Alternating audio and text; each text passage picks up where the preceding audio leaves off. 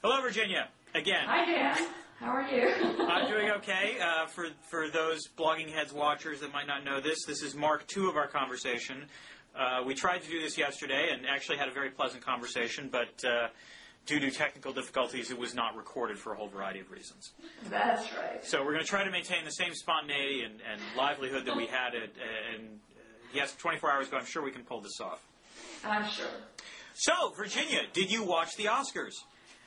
Intermittently, as is my custom when my husband is not around to keep me from watching them at all. I tend to watch some, then turn to another channel, watch something else for a while, and go back to the Oscars. You know, I have to admit, I'm going to have to rethink my Oscar watching policy now, because this is sort of the first Oscars I've watched with YouTube. And I now realize that, you know, YouTube makes it possible for me to watch all the highlights. Oh, that's brilliant, yes. I mean, I was, flicking on YouTube, and so they've got the two bits that I really liked that Ellen DeGeneres did. I was on the whole underwhelmed with the ceremony, but they had that great musical number that Will Ferrell and Jack Black and John C. Reilly did. You know, that's only 4 minutes on YouTube, whereas it would take hours to find that when you're actually watching the ceremony. And it also had the nice little bit that Ellen DeGeneres had with Clint Eastwood, where she's asking Steven Spielberg to take their picture. Right, which, again, I thought was a funny bit. Yeah, and I don't suppose you they must have it on YouTube also, the main part of the Oscars, which is to see what everybody's wearing at the beginning. So. That's tougher to do, actually. This is good, because we didn't talk about that yesterday. I mean, what were your impression of the fashions? Well, the consensus seems to be that they were a little boring on the whole. Lots of really pretty but not particularly striking goddess dresses, which look great, and if I were going to the Oscars, I might wear such a thing myself. I really, like many people, love Cate Blanchett's gown from Armani Privé, which, for those who don't follow the fashion things, Giorgio Armani has, I believe a year ago, but in the fairly recent past, launched an haute couture line, which, unlike his other lines, which normal red carpet watchers think of as haute couture, those are actually what's called ready to wear, and his haute couture is really lots of hand sewing and the super high end stuff. And Blanchett's dress was from that line, and it really was gorgeous. And Penelope Cruz's was quite, not something I would want to wear in a gazillion years, but quite striking with all those ruffles and trains, and she pulled it off. It looked great on her. I don't know. I think I saw a Slate piece that described the Penelope Cruz dress as made of material that resembled snuffleupagus. So I'm not sure about that. I have to say, I thought the hands-down winner, and I didn't watch the pre-Oscar show. I only watched the ceremony. Helen Mirren just looks stunning. She did look stunning. That dress was spectacular. It was gorgeous. And interestingly, critics have disagreed about that dress. Some people really hate it. I know. I find that absurd. I mean, I'm sorry. Helen Mirren was hands down the sexiest woman at that ceremony last night. I actually personally also really like Jodie Foster's dress, partly because the color was really good on her. It was very nice blue. Well, my memory is that Jodie Foster can basically do no wrong when it comes to fashion. I mean, she's always looked good at these sorts of things. She's very smart. I don't know. She often wears Armani. I don't know if that was an Armani dress. Mm-hmm. Apparently, Meryl Streep wore something really ugly, but I have yet to see a picture of it. Well, darn it, it's not easy to find the women's fashions. All I know is that I found it was I thought uplifting perhaps that Helen Mirren's dress I thought she won the fashion, at least in my brain. But I'm a guy, and I don't know the difference necessarily between haute couture and ready to wear. So this might be my own sort of simple-minded take on the fashions. Well, hers was Christian Lacroix, who was name brand, so you're safe liking it. So I really thought it was quite beautiful and very good for the stage, which is part of picking the dress for that, and very good for the red carpet, and very flattering to her. Yeah. It was really great. I actually noticed recently that there was a charity auction online where you could buy the very nice dress that she wore, I believe, to the Golden Globes, which was less sparkly than the one she wore on Sunday. And I actually happened to see it in person at the ArcLight Theater in Los Angeles, and it was very impressive. I thought about bidding because, unlike all the other little skinny people, I might actually fit into something that Helen Mirren wore.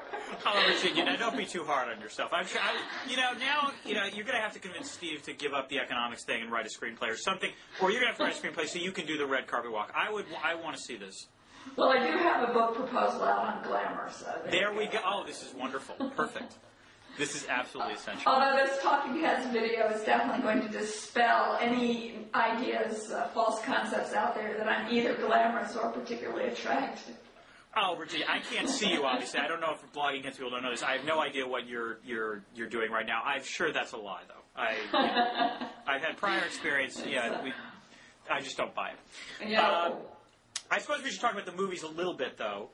And the fact that my predictions were just way off.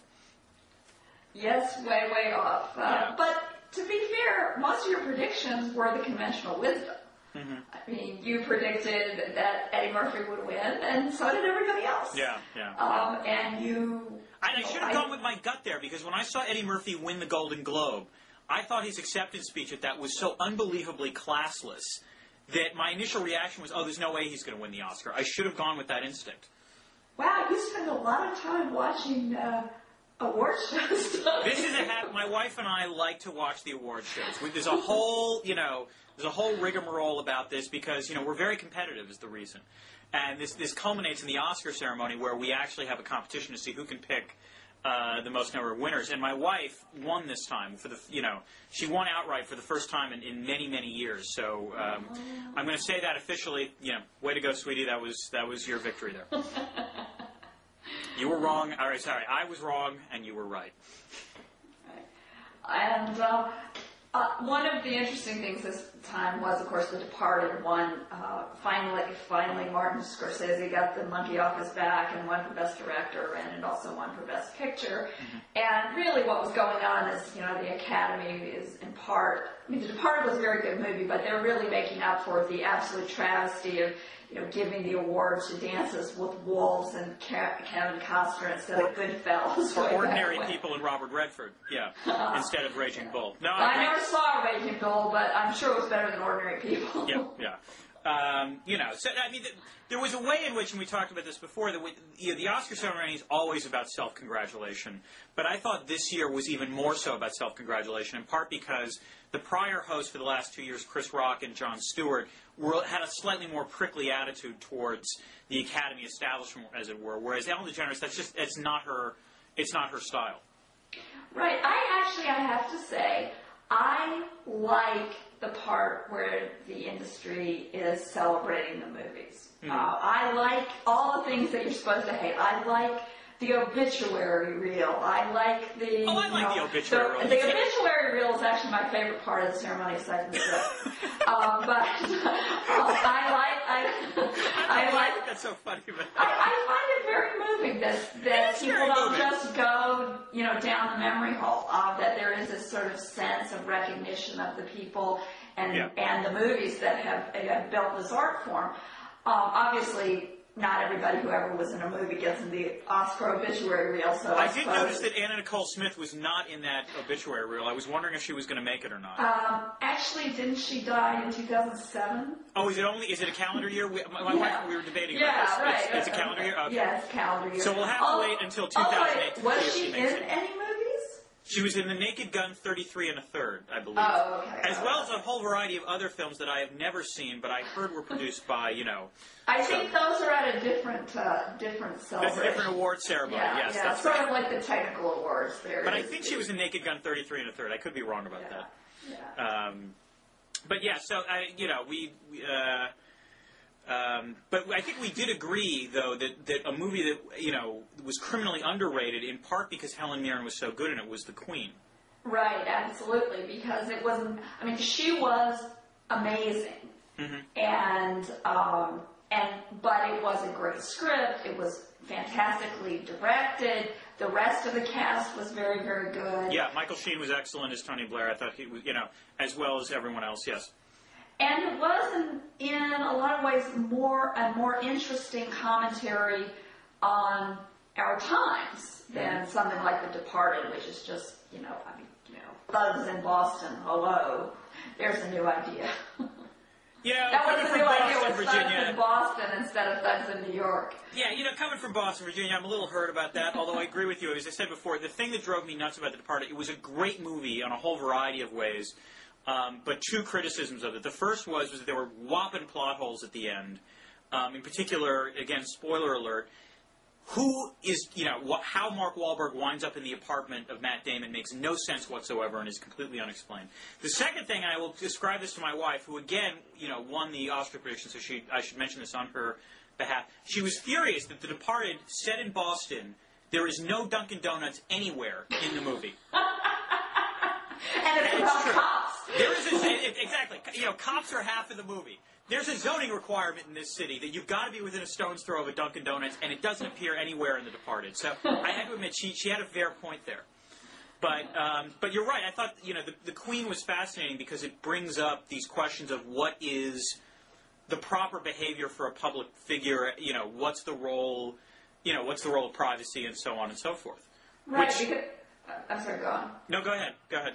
Well, I was just going to say, the tension at the heart of it is that the Queen believes that she is behaving not only properly, but as her subjects expect her to behave. Right. That is, she's, mourning privately. It's not clear how much she's mourning, but that this is a private family business, and that she keeps a stiff upper lip, and so does the rest of the family, and that that's what she's supposed to do. When in fact, what the public wants is a display of grief and a recognition that this is a display of emotion. A display of emotion, and they see that as validating their grief at the death of Diana. One thing I thought was a really interesting line in the movie, and I think is very true, is that there is a statement that there are really two Dianas. There's the Diana that we within the family all knew, and there's the Diana who exists in the public's imagination. And I think that's getting at something that's really true about public figures, not just Diana, but many.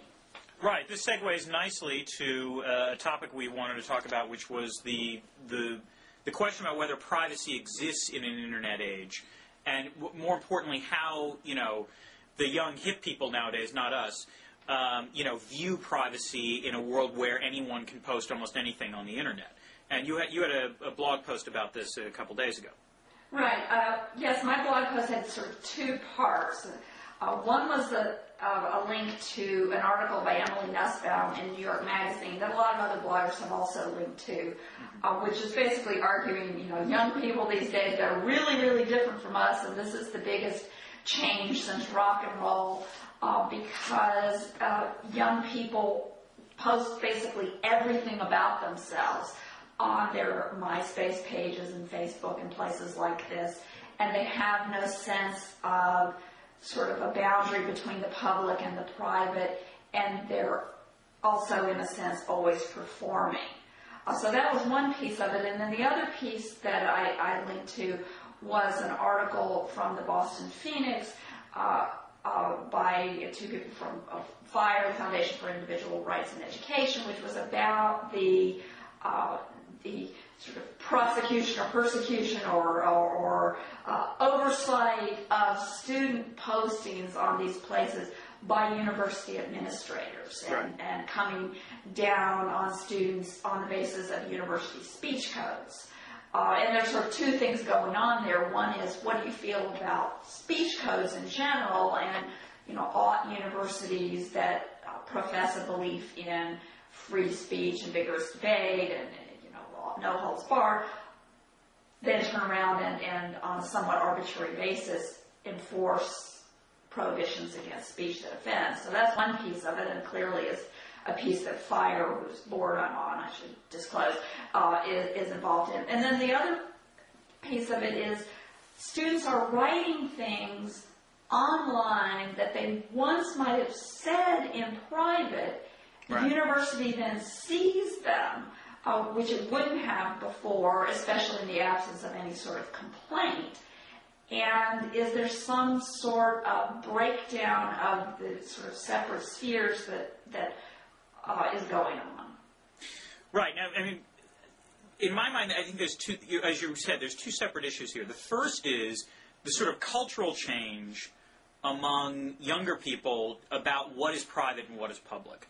There's just a much greater willingness, presumably, among, Generation Y and Generation Z, if there is a Generation Z yet, to be, to post almost all of their thoughts, on the internet. Now, one of the things I said last time, and I'm convinced that part of this, there's been two shifts. The first is the cultural shift, and then the second part is the technology that makes this available. Because, as I said, I blame all of this on Oprah.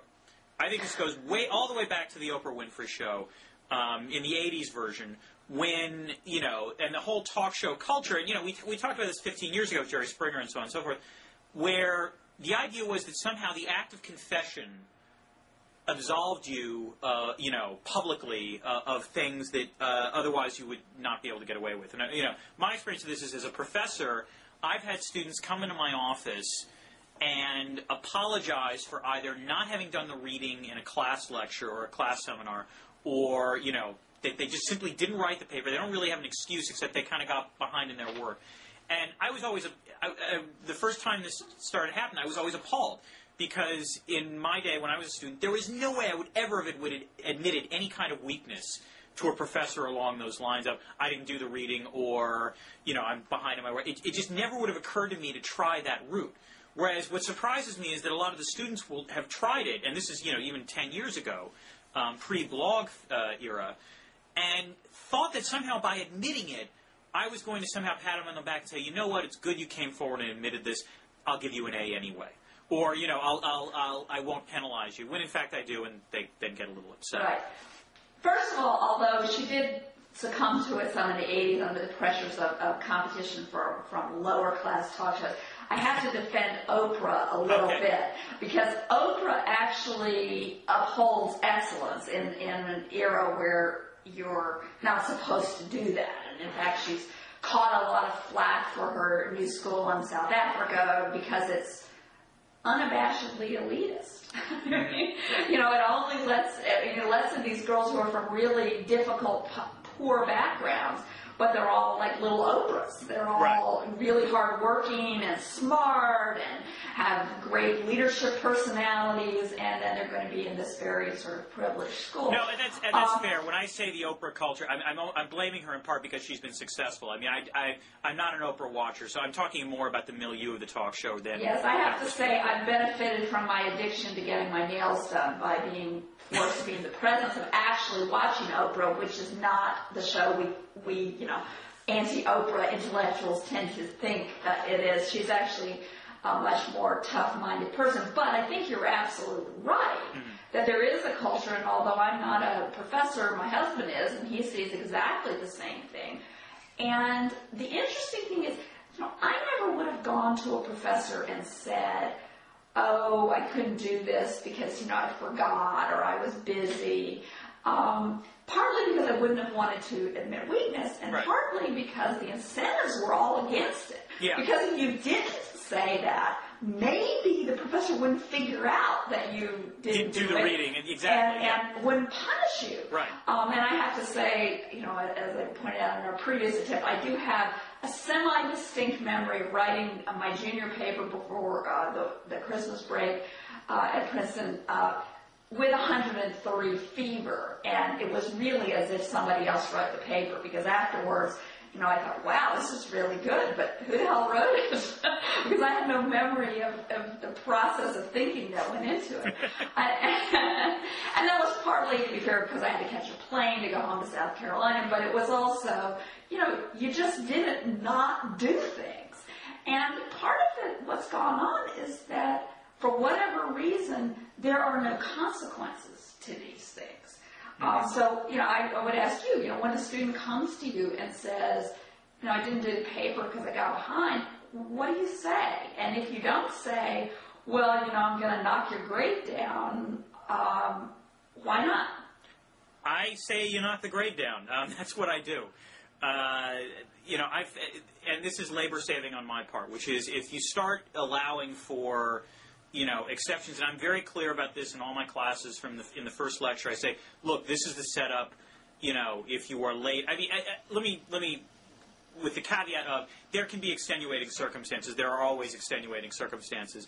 But those extenuating circumstances better be pretty damn serious. And the fact is, to be fair, I very rarely had students come and say, I've got a dead parent or something along those lines. Most of the time, they're just pretty honest. Maybe they are being honest, and they're saying, I just got backed up on the work. And my response is, well, tough. You got the syllabus, at the first day. You knew when this was going to be due. You knew when the other things were going to be due. And in part, now I'm in a graduate school in particular, so I've got even less sympathy. As an undergrad, with the undergraduates, I had a small dollop of sympathy. But no, I very rarely cut any slack on this, and I don't see the point of why I should. And in part, the reason is because if I do so, I always talk to my students about inflation. I say, if I give you this extension for no real reason whatsoever, I'm basically devaluing the efforts that others put in to make sure that they can hand in their paper on time. Right, but there is a lot of pressure on professors to be nice, because if you're nice, then your teaching ratings will be better, and if you're mean, your teaching ratings will be lower. And, while research is at most places the more important component of your evaluation, teaching ratings do matter. Yeah, tenure, I don't care. No, it's not that simple. All right, on the record, he has tenure now. He doesn't care. I don't care. Screw him all. No. It's not. It's not that simple. But I think my take is I will take the hit in the student ratings now, and my take has always been that it's better just to be upfront and say, look, this is what the system of punishments and rewards are. It's not going to change over the semester. And it saves me a lot of aggravation, I find. I agree with you, but my question is, why do the students come to you then? Other teachers must be taking a different policy or something. Or maybe in their, you're teaching graduate students, so yeah. Maybe in their undergraduate years they did. Something has changed. Part of it is that professors do not like having uncomfortable conversations with students about grades. And so in the end, sometimes it's simply easier to give way, and it depends on the perspective of different professors deal with this in different situations, in different ways. And you're right that clearly the fact that this probably has had some success at some point convinces students that this is the way to go. It might also be, though, not that this is. It might be, and this gets back to the question about privacy. It might be that this is not a question of I'm doing it in a tactical way to somehow get a better grade or at least get some slack. They do it because it's in their nature. Right. They think you care. Yeah, they've been. Well, no, it's not so much they think you care. It's easier for them to confess than to keep something private. Yeah. And so as a result, it has nothing to do with me. There could be a potted plant, and if they confess to them, it'll still make them feel better. Yeah, or they think it will. Right. So it might be a question of public revelation, or being public about your behavior is a way of getting it off your chest. Yeah. Could be. If so, wow, what a different world. Well, it raises the question, though, as you said, of what are the longer-term implications about this, particularly if you act in this way, in online, thinking that, even though people might know there's actually, anything can be found on the Internet, having the false illusion of some sense of privacy, and then as a result getting busted later by a university authority or an employer, and God knows this happens all the time, where employers will seek information out on the Internet about people, and I might add that it is interesting that we're having this conversation that is then going to be broadcast on the Internet. So as much as we might claim we're horrified by this behavior, clearly there's a little bit, that we can identify with. Yeah, there's no question that in blogging and certainly in a conversation like this, people like you and me are revealing more about our thought processes and our personalities and you know how you and your wife spend all your life watching award shows instead of writing articles about international relations. And you instead of writing, get your nails done all the time. That's right, exactly. But I've written some articles about nail salons, so there you go. It's really research. But we reveal more about ourselves than the typical stance of an article, or even for that matter, if you compare this to what we would do if we were on TV. Right. Or rather, I should say, what the kinds of people who actually get on TV would do, which is they would have their 3 points and they would just say them over and over again, and there wouldn't be this sort of sense of a conversation and maybe some uncertainty and a mind at work. It would just be there, and they would have better lighting and makeup too. Now, Brad DeLong, for example, who's a very smart guy. I remember a couple of years ago had a great post on what to do if you go on television, basically saying write out your talking points beforehand and stick to the talking points. Under no circumstances deviate from them. Although my most fun but disastrous TV appearance ever occurred right after I had media training and followed that rule. Where I wound up telling Mary Tillotson that she was, in fact, trying to stick to the spin of the day against actually what had happened in certain primaries, which had to do with my talking points. It was sort of my plastic self ran into my real self, and it was a complete media disaster, but really a lot of fun and probably more interesting for the viewers than the typical, everybody sticking to the talking points of the day. But I never got back on that show again. Well, there you go. Attacking the host, not advised.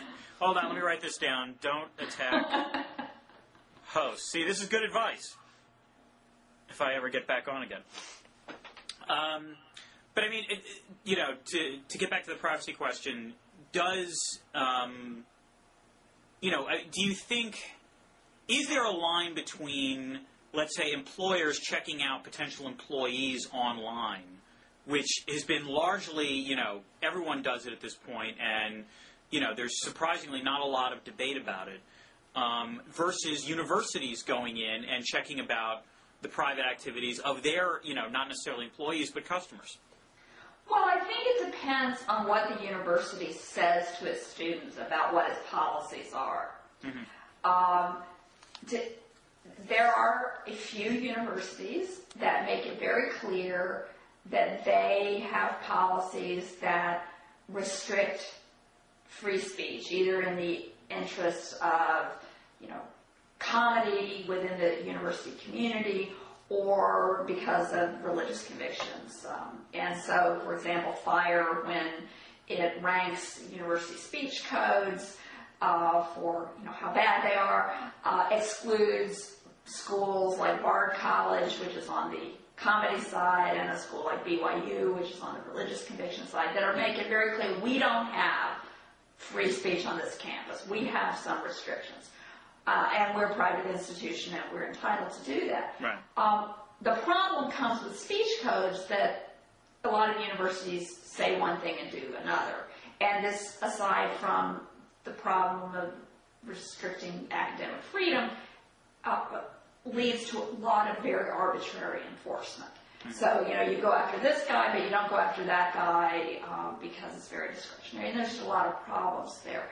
That's really a separate issue from, given that you have made your interest in people's private behavior, public part of your policy. I think back in the 50s when my father was a student at Davidson, their honor code not only forbade the usual lying and cheating, but also drinking, including off campus when of legal age in the privacy of your own home. So if they had, MySpace in those days, they could have used it to enforce the stated policy. That is no longer the policy of Davidson, by the way. No, it's good to know. But employers is a different thing, and I think we're going to see some evolution on the part of employers as well. Employers are, their job in deciding whether to hire somebody, their sort of obligation to the organization, is to find the best possible person for the job, and that includes all sorts of not only easily measured factors, but a lot of intangibles, how well they're likely to get along with people, how responsible they are, etc. So any source of possible information is valuable in making that decision. And of course, you're assuming that there's a lot of people who might seem qualified for any given position. That's not always the case. The trick is for the employer to decide what is in fact relevant to the decision you're making. Is it relevant how the potential employee behaved on the weekend as a college student, etc. Maybe it is, maybe it isn't, but you sort of have to go through that process. And I think what's happening right now is you've got older people who are just shocked by what people put online and hold it against people, and maybe over that evidence. I think, I would agree with you now. I mean, I think there's going to be two interesting trends, or two interesting questions going forward. The first is whether what you're seeing now is an initial reaction, as you said, almost a revulsion to sort of new norms about privacy and confession online. And as we get inured to it, I think it was the Nussbaum article in New York Magazine suggested, the Paris Hilton thing in 2004, the sex tape, now it just seems as ho-hum, and, starlets do it all the time, that as you get more inured to it, there's going to be less shock on this, and therefore that, employers will react in a more, the line won't be quite as extensive as it was before. And the second thing that I think is going to be interesting to see down the road is whether or not there really is going to be a way that you can marry a concept of privacy with an internet that you can search. There are private communities on the internet. Whether you can have gated communities on the internet to some extent that allow for someone to act in a private, in a manner such that they think they're acting in a private way. Whether there is that sort of respect for privacy. I don't think it exists now, or it only exists in very rudimentary forms. It's going to be interesting to see whether the sort of social infrastructure online develops to the point where that can take place. Right, and you could, in something like Second Life, have a persona who was not exactly you. Yes. I mean, might be an act of your personality, but also might be playing out, fantasies or whatever, what you wish you were. So that's an issue. And another question is sort of, will the fact that there are in some cases consequences to this lead to a pulling back of the behavior? Right.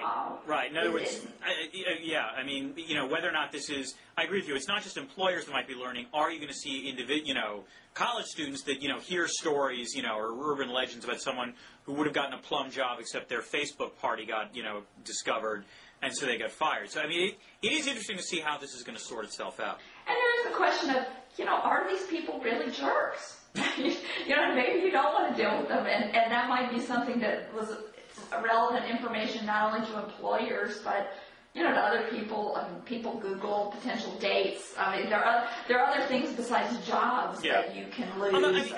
There's part of me, and maybe this is the softy in me. I think there's a jerk in everyone. So yes, that's probably true. The notion that some people are really jerks. I think there is a jerk side to just about every human being on the planet. And, if you spend enough of your time online, there's going to be a moment where you're going to be acting like a jerk on the internet. And but some people, there are more moments than other people. I grant you it's that. Not just on the internet, but it's in life as well. No, that's certainly true, and I can't deny that. But this raises an interesting question again. So we're talking about whether or not markets will sort themselves out to some extent. To some extent, it depends on the evolution of social norms. Which leads to this debate that I understand you got into a small pissing match with Amitai Etzioni about the market for organs. Right. I wrote a review in the New York Times book review a few weeks ago of a book that Kieran Healy, who blogs at crookedtimber.org, wrote about the blood and organs, not markets per se, but the organizations and the way that blood and organs are sort of donated and allocated. And Kieran is an economic sociologist. I have a long-standing interest in economic sociology, as well as we'll discuss in a minute, kidney donation. So I reviewed the book, and what the theme I focused on, which is the central theme of the book and of his work and of his advisor Viviana Zelizer's work, is that you cannot make a rigid, simplistic division between sort of markets and cultural and social commitments. That the world is more complex than that. There are not, as Viviana Zelizer puts it, two hostile worlds. Although part of the problem, though, is that, I mean, economic sociologists like Zelizer are recovering from, I mean, there's an older economic sociology, which would be associated with Karl Polanyi, that does argue to some extent that markets unfettered cannot coexist with society. That's right. I mean, this is very much writing against a certain trend, a certain tradition in economic sociology, right, which is basically sociology good, economic bad, in some sense. And it's also writing against the model that's common in neoclassical economics, right, which is just looking at... Which assumes away the sociology. Right. Now, I think that, to be fair to the economists, who I tend to lean toward, they know that there is a simplified model. Right. And they sometimes act as though they've forgotten that. But they are explicitly making simplifying assumptions, where this older trend in tradition in economic sociology actually thinks it's describing the real world. And I think those of us who actually live in the real world know that both our social and cultural commitments and our commercial behavior are all tied up together. You can't draw a separate, a simple division. In Last Best Gifts, his book on organs and blood, Kieran Healy looks at a lot of different things, but one of his themes is that it really matters how the organizations deal with the difficult question of asking the soon-to-be bereaved loved ones of a brain-dead individual to donate their organs. And this is a really sticky problem. To most organ donations at this point come from cadaver donors. You're supposed to say deceased donors, that's the proper term. And the decision is usually made by the family, regardless of what the person might have written on their driver's license. And it's a really sticky business, because you've got this person who's usually been in some horrible accident or been shot, and they are brain dead, and the family is dealing with the fact that their loved one is dead, or perhaps they're dying, and somebody's got to come and say, oh, by the way, you could really save a lot of other people's lives if you agree to donate these organs, and that's a very difficult question to ask. And so a lot of what Kieran Healy does is look at what organizational practices seem to be more successful than others. So this is what I call management. But the general argument that he makes extends into the discussion, which is increasingly important in the area of kidneys, where living donors are very important. Why don't we have economic incentives? Why don't we have a market that would encourage more donations? Right. And there is really a very strong ideology, which you alluded to earlier, which says, you can't do that. It's unthinkable to mix any sort of commercial incentives into this. And in some cases, we're talking about an outright market. In other cases, we're just talking about, the state paying funeral expenses, or there being a tax deduction or something like that. And there has been a really strong ideology against that. So I wrote about this. Emma Tayetziani, Mr. Communitarian, wrote a letter to the editor of the New York Times Book Review saying, oh, this is horrible, and oh, Virginia Postrel is a renowned libertarian, which of course I appreciate being called renowned. I would say that should go up on your website. You should, you should have renowned libertarian. Right, exactly.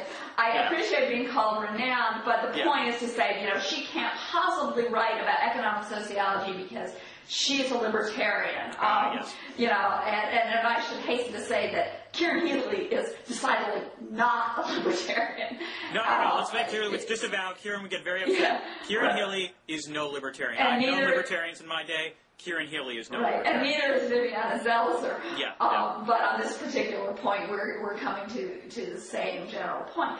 And then Etzioni goes on to essentially prove the very point that Kieran Healy and I are arguing, which is that there is this animus against, there is an ideological animus against markets that says they must be always bad. And by the end of the letter to the editor, he is, saying that, in fact, if we had any kind of markets, all hell would break loose and there would be terrible exploitation.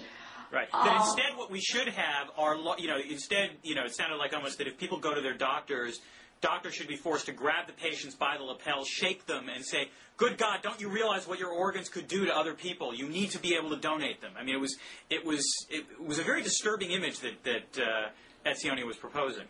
Right, and I would be interested to hear, and this is, all you people like Crooked Timber, I would be interested to hear how Kieran Healy, on the basis of his research, would respond to that, because my guess is that would backfire, based on my reading of the sort of best practices described in the book.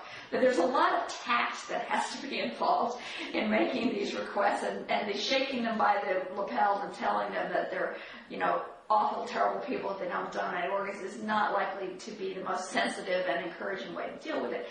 But the thing that was even more disturbing to me than, being dismissed as a zealot and is that renowned libertarian and renowned libertarian, I like that renowned part, was that Amitai Etzioni just ignores all the information in the review and readily available in many other places about what can only be called a crisis, particularly for people who need kidneys.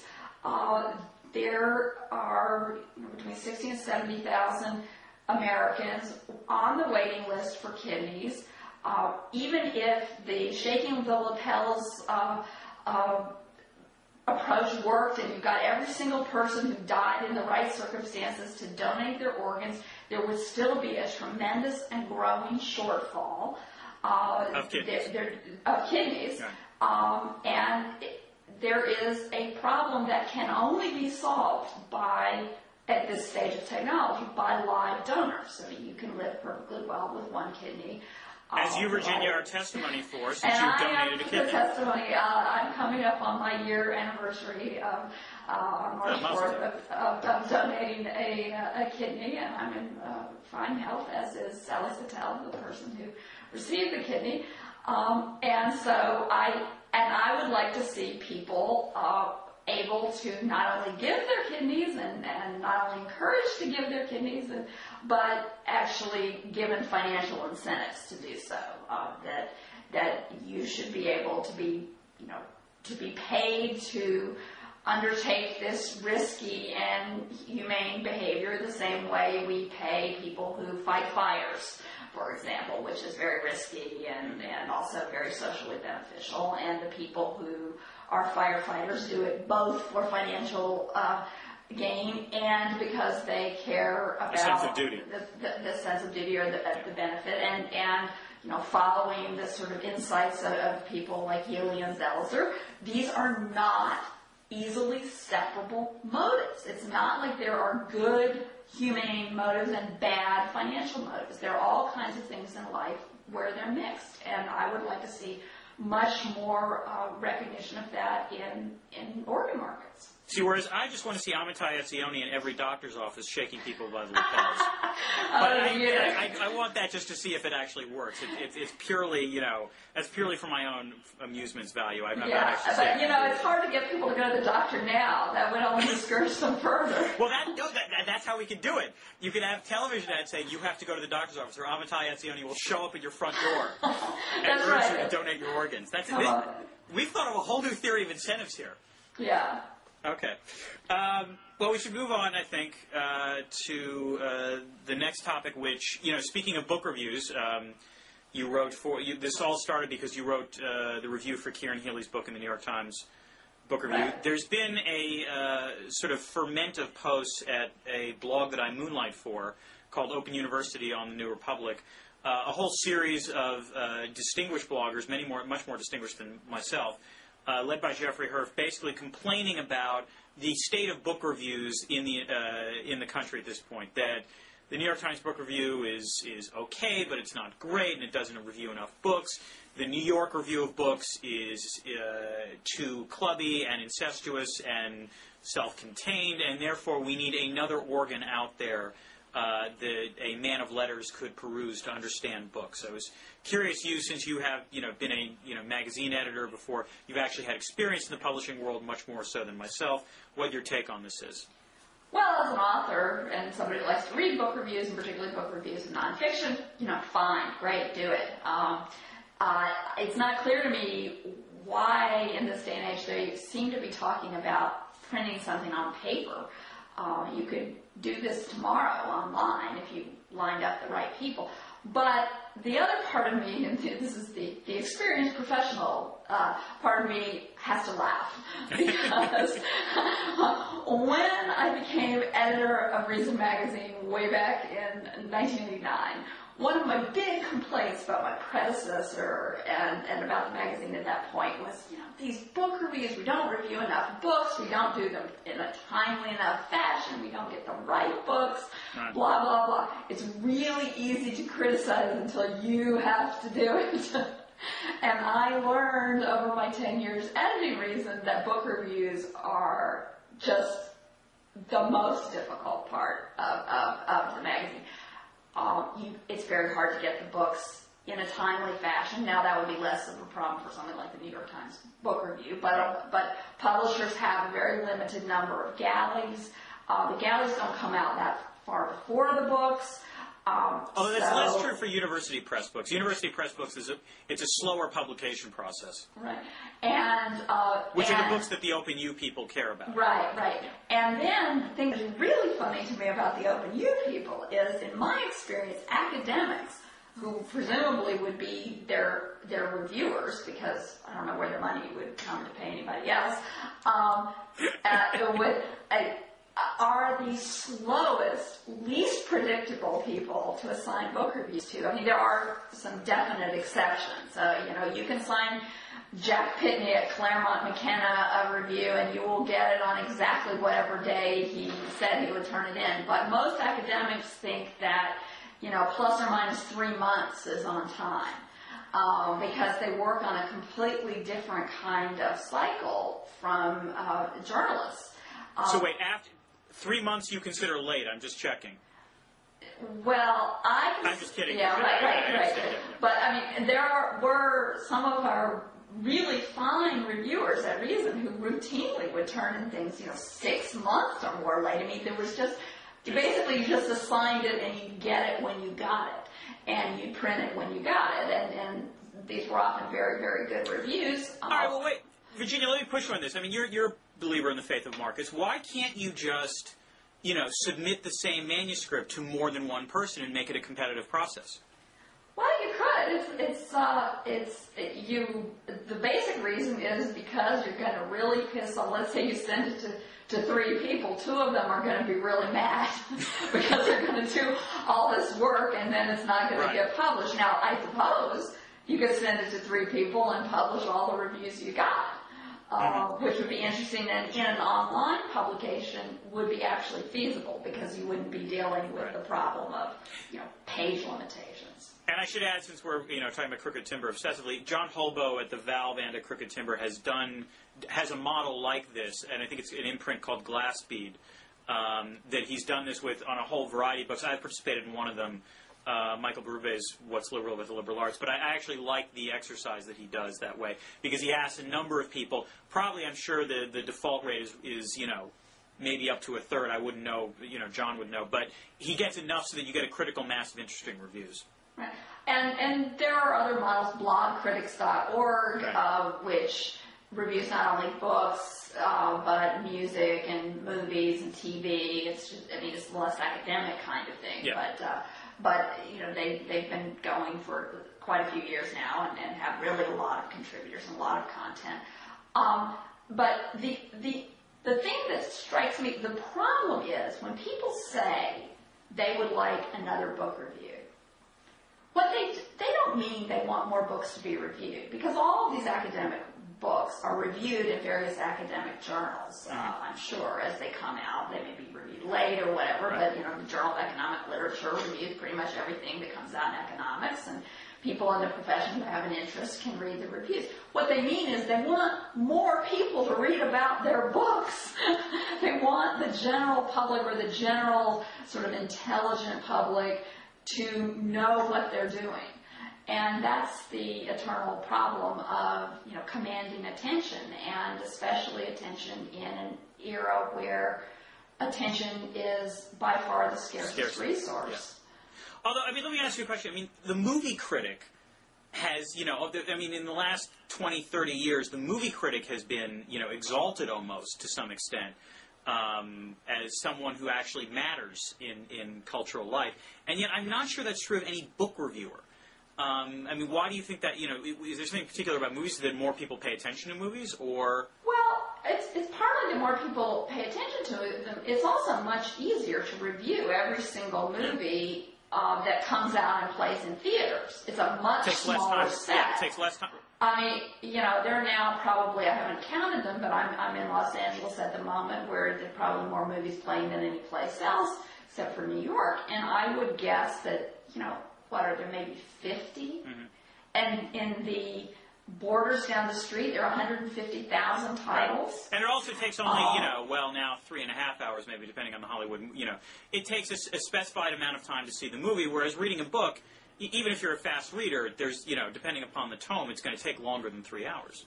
Right, and if you're like me, you read it twice. Oh, you are diligent. I'm impressed. I only review short books. Wow, that's good. I reread, but when I've written a book review, very rarely will I read the whole thing twice, unless it's so impenetrable. I think a lot of people don't read the whole thing once in a review, actually.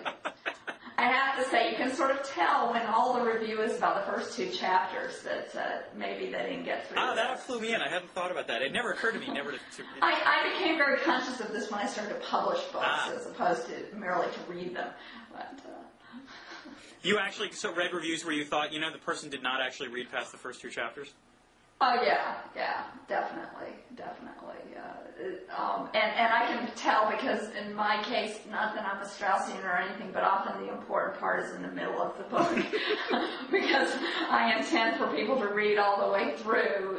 That's why it's a book as opposed to an article. Right. And when everything is about the first 2 chapters, I get the really strong whiff that they were in a hurry. Not necessarily your very prestigious reviewers, I should hasten to say. But. Well, this is good, good to know for future reference. So always, someone who really wants to make sure their book is accurately received, write it like an inverted pyramid, which would just be an awful book. But, it's an interesting way to think about it. Well, I suppose we should move on to our last topic, which is thoroughly self-promoting in my case, which is I have an article in the latest issue of Foreign Affairs with the grandiose title of The New World Order. That discusses the rise of China and India as sort of economic actors. Any projection you put out there shows that China and India are going to become, equal to the economic size of the United States in the next 20, 30 years, or at least serious players. And the problem we've got is that most of the serious, international institutions that count were set up between 1945 and 1955, and there's a mismatch there. And to what extent do you try to cut countries like China and India in to what were largely U.S.-led orders as a way to ensure at least potentially create a situation where they want what we want, or at least they want a lot of what we want. And so the article takes a look at what the Bush administration has done over the last 5 years and gives them a surprisingly good grade on this fact, which was not something I was initially thinking I was going to do. But, this is a case where the administration has actually been relatively adroit, far from perfect, but adroit in terms of trying to cut China and India in more to these institutions at the expense, unfortunately, of Europe to some extent. Yeah, there are really two interesting questions that your article raises, and it's definitely talking about issues that were going to be with us long after the Bush administration is gone. One is the role of the U.S. vis-a-vis China and India, and the role of the U.S. in these organizations, and the role of China and India, and particularly China in sort of creating separate organizations, regional organizations that may act as sort of counterweight. Right.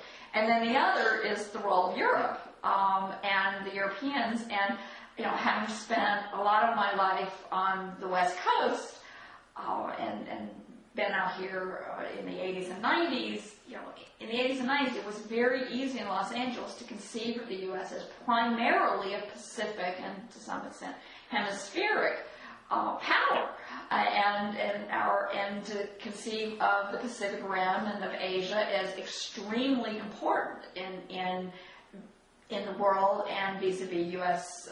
interests and U.S. trade and all that sort of thing.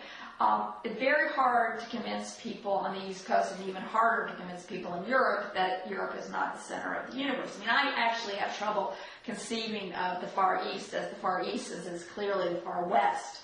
But it depends on where your center of the universe is, and mine is not Greenwich. Right. No, this is something my career has been slightly different because I agree with you. I went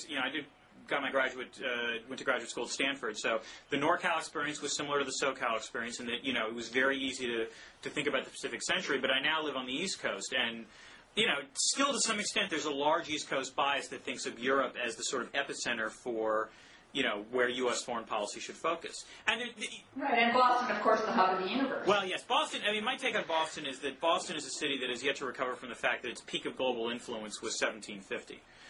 It's been downhill since then. That said, it's still a great city in many ways. But in dealing with Europe, there are real reasons why Europe still matters, to be sure. The largest economy as a single unit, it remains the European Union. That's not going to change dramatically anytime soon, although it will change in the long term. Demographics don't lie on this. But that said, the U.S. has real reasons for trying to maintain a close relationship with Europe. The problem is that everyone sees the handwriting on the wall in terms of the future, and China and India are the future. Yeah, China and India are the future. They're, at present have a third of the world's population, and as you point out, there will soon be number 2 and number 4 in the world's economy overall, taken as countries. And the Europeans want to have it both ways. They want to be seen as the EU, and therefore one large. And I'm getting this from you, by the way. One large, power and one large single economy. Market, which is, one large single market, and yet they also want to have representation of each individual unit as a separate country, which is, why not give Texas and California a separate representation? Not to mention, Oklahoma and Mississippi and North Dakota, because we're all states. That's true.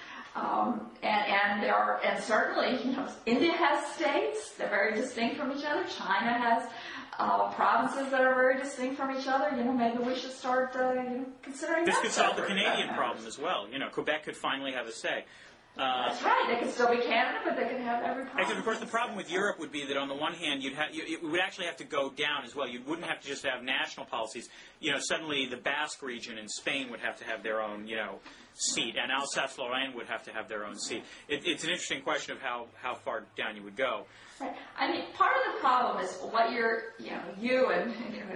think is what you're essentially arguing. The argument that underlies this is to say, look, Germany and France are still important, but India and China are more important. Right. And that is not something that the French and Germans, particularly perhaps the French, want to hear. Well, you're right, and the problem is that history has been on their side. For the last 300 years, France and Germany were more important than China and India. It's going to take a while, sort of cognitively, I think, to make this adjustment. And the interesting question is going to be whether you're going to see actually changes made in international organizations, because one of that's this sort of a newfangled feature of world politics. In the past, when you had shifts in great power, you always had a great power war, which would be followed by a post-war conference that sort of dealt with this. John Eikenberry has written about this, among others. What's interesting nowadays is that you actually, since the Cold War, you had one major shift in world power without a war taking place, and you've got international institutions that are far more robust now than they used to be. So, I mean, in that sense, we're kind of in a new era at that point. And also, the European Union is an animal that no one in world politics knows how to classify. I mean, in my book, which is just coming out... and what is the title of your book? I'm glad you asked, Virginia. The title of my book is All Politics is Global, Explaining International Regulatory Regimes. The 20's in the mail, Virginia. Anyway, it talks about the EU as a single actor in the global economy as a regulator. And I'm on reasonably strong ground, I think, in terms of doing that. But it's still a bit of it's a somewhat heroic assumption. And the reason is that no one knows in international relations how to deal with the EU because it's not exactly an international organization. It's supranational. And yet you can't, talking about it as a single entity also makes us uncomfortable as well because it doesn't quite look like that either. So part of this is just, the confusion that international relations theorists have with the EU. They don't know what to do with the EU. Yeah, and it's not quite a United States of Europe. It's certainly not a United States of Europe. We have California making separate environmental policy and all kinds of things like that within the U.S. as well. Right. In fact, the Western states just announced some sort of cap and trade or some other initiative on global warming. I mean, to be sure, there are federal, there's issues of federalism in the United States as well, but they're just much more settled. Whereas in Europe, I mean, not even the Europeans, I think, are completely aware of how this works. And trust me, if you ever read something on how the European Union is supposed to operate, you quickly come up against the word comatology, at which point you get into a coma yourself, potentially. And on that note, we should probably... Yes, before we put all the rest of our blogging heads people to sleep, Virginia, it was a pleasure to do this again with you. You're one of the few people that, I could replay this conversation with and yet still have it be interesting. All right, thanks. All right. Your 20's in the mail, I guess.